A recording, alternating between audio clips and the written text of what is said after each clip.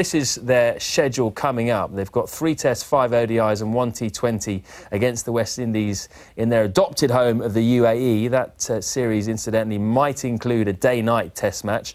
Then in November, they're on their travels. They go to New Zealand for 2 Tests. December and January, it's 3 Tests and 5 ODIs in Australia.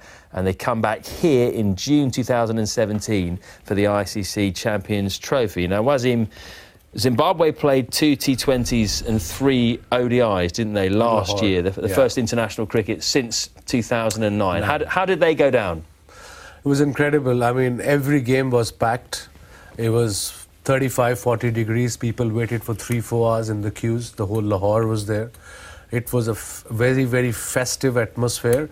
And, you know, Pakistani cricket is the ultimate sport. That's what we play. We used to have squash, hockey was big, but now it's just cricket.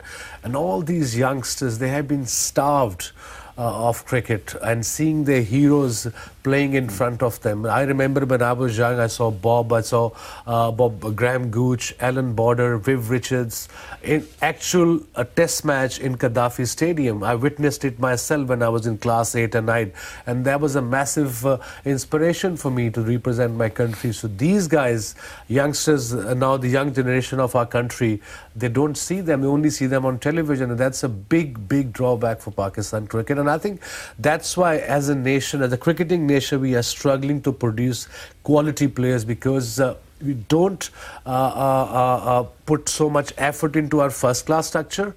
And whenever there's a World Cup, every Pakistani wakes up. World Cup is ours. And then they go to sleep for 4 years. Whenever the World Cup comes, they wake up. World Cup is ours, then they go to sleep. So the idea in the long run is to resumption of international cricket. Zimbabwe was a very good step. And then the PSL was the best thing happened for Pakistan. It happened this year in February. Massive success.